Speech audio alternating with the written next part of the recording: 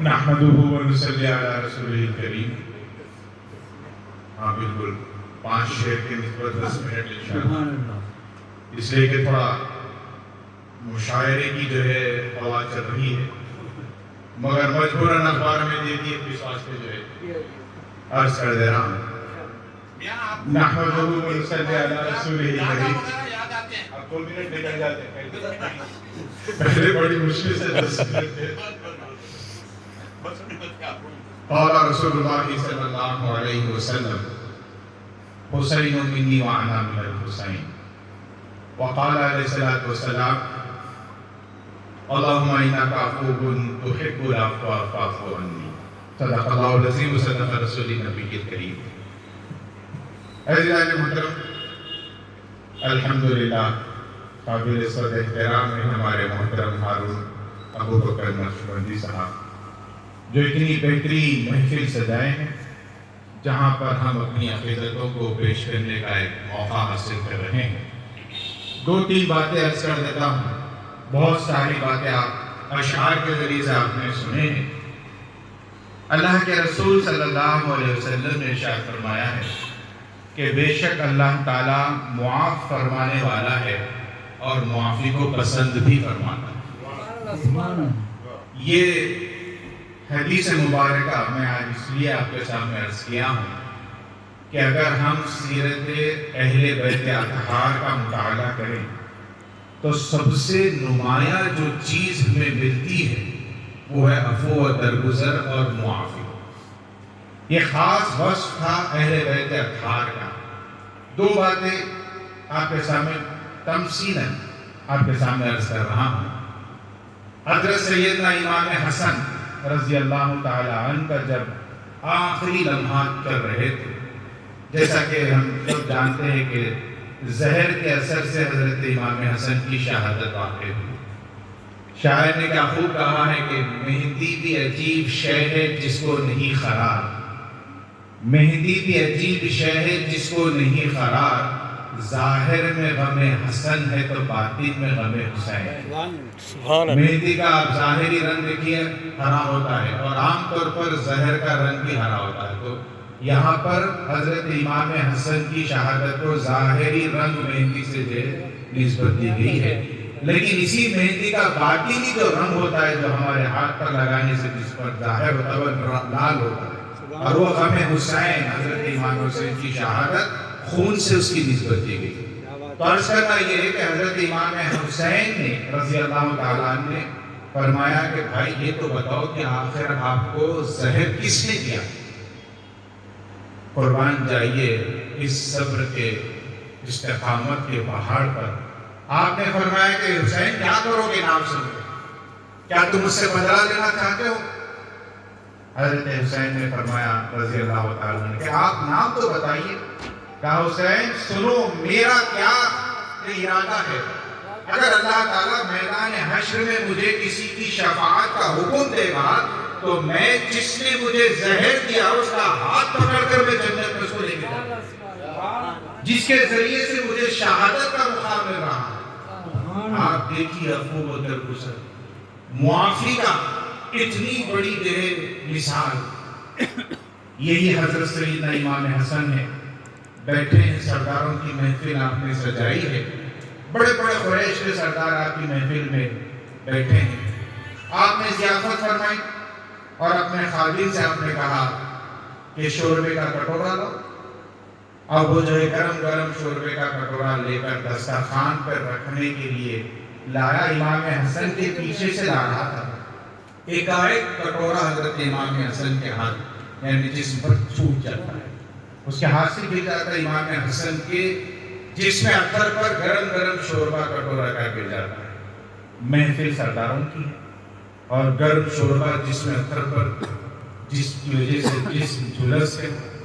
حضرت امام حسن بس ایک جلالی نگاہ اس کی طرف، اس خادم کی طرف، وہ خادم بھی کس در کا خادم تھا، غلام بھی کس در کا غلام تھا، حضرت سیدنا امام حسن کے در کا غلام، حضرت امام حسن کا تربیت یافتہ۔ جیسے اس نے دیکھا کہ امام جلال میں آ گئے ہیں، دل میں کہا کہ اس جلال کو قرآن ہے جو جمال میں تبدیل کر سکتا ہے، فوراً قرآن کی آیت پڑھنا شروع کر دیا۔ کہا کہ امام وَالْكَاظِمِينَ الْغَيْظَ، اے امام جو اللہ والے ہوتے ہیں نا، نیک جو لوگ ہوتے ہیں وہ غصے کو پی جاتے ہیں۔ ایسی حالت میں حضرت امام حسن نے جب اس سے قرآن سنا، کہا کذبت یا غلام، میں نے اپنا غصہ پی لیا۔ اس نے دیکھا کہ رحمت جوش میں آگے کا حصہ پڑھنے لگا، کہا کہ وَالْعَافِينَ عَنِ النَّاسِ، صرف غصے کو نہیں پیتے امام بلکہ لوگوں کے قصور کو بھی معاف کر دیتے۔ آپ نے کہا میں نے تیرا یہ قصور بھی معاف۔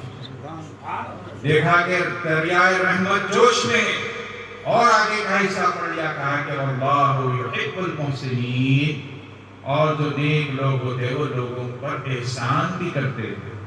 سیدنا امام حسن نے فرمایا کہ جا میں نے تجھے آزاد کر دیا۔ میرے دوستو عزیز اور بزرگوں، اس پہ بہت بڑی نصیحت ہے۔ واقعہ تو ایک واقعہ ہے، لیکن اندازہ کریے کہ ایک بڑے سرداروں کی محفل میں غلام کی اس حرکت پر قرآن کا پڑھا جاتا ہے، تو پھر اللہ تعالیٰ ایسی رحمت کا انتظار ضرور فرماتے ہیں کہ اس غلام کی خطا بھی معاف، غصہ بھی ختم، اور پھر اس کے بدلے میں اس کو آزاد۔ یہ ہے معافی، حسینی کردار ہے۔ حسینی کردار کو اپنانے کی آج ہمارے لیے بہت زیادہ ضرورت ہے۔ انہی کے صاحبزادے حضرت امام حسین کے صاحبزادے حضرت علی ابن حسین السجاد زین العابدین رضی اللہ تعالی عنہ، ان کا بھی عجیب سا واقعہ ہے۔ ایک شخص نے کہا کہ حضرت میں آپ کے پاس مہمان ہونا چاہتا ہوں۔ آپ نے کہا کہ بالکل، خوشی سے اس کی مہمان نوازی آپ کرنا شروع کیے۔ 3 دن تک اتنا اس کے ساتھ حسن سلوک اور اتنی بہترین اس کی مہمان نوازی کیے کہ جب وہ رخصت ہو رہا تھا، اس نے کہا کہ امام آپ نے مجھے پہچانا نہیں، اس واسطے آپ میرے ساتھ اتنا حسن و سلوک کا معاملہ فرمائیں۔ امام السجاد زین العابدین رضی اللہ تعالیٰ عنہ اس کی طرف دیکھ کر مسکرانے لگے۔ اس نے کہا کہ امام مسکرا رہے ہو؟ کہا کہ اے شخص، میں تجھے آج سے نہیں بلکہ میدان کربلا سے جانتا ہوں۔ جس وقت تو میرے باپ حسین پر تیر پہ تیر چلائے جا رہا تھا، میں تجھے اس دن سے جانتا ہوں۔ وہ قدموں پر گر گیا، رونے لگا، کہا حضرت سب کچھ جانتے ہوئے بھی یہ آپ کا حسن سلوک؟ تو آپ نے فرمایا دیکھ، پہلی بات تو یہ کہ تو میرا مہمان ہے، میں تیرے ساتھ کوئی بدلہ نہیں لے سکتا۔ دوسری بات، وہ تیرے اخلاق پر تو مجبور تھا، میرے اخلاق سے میں مجبور ہوں، میں اس سے بدلہ نہیں لے سکتا۔ ایک مثال نہیں، 2 مثال نہیں، سارا خاندان نے کیا، افو درگزر، افو درگزر۔ حضرت علی بیٹھے ایک جنگ میں، آپ نے ایک پہلوان پر قبضہ پا لیا، اس پر بیٹھ کر خنجر سے مارنا چاہ رہے تھے، اس نے حضرت علی کے چہرے پر تھوک دیا۔ حضرت علی کو آ گیا ایک دم جوش، فوراً آپ اس پر سے اٹھ گئے، ہٹ کر کہا جا میں تجھے معاف کیا۔ اس نے کہا کہ یہ کیا کیا آپ نے؟ پہلے تو آپ قبضہ پا چکے تھے، مجھ پر بیٹھ گئے، پھر میں نے آپ کی شان میں گستاخی کی کہ آپ کے چہرے پر میں نے تھوکا، تو آپ تو مجھے ایک بار نہیں 100 بار مار کر میرے ٹکڑے ٹکڑے کرنا چاہیے تھا۔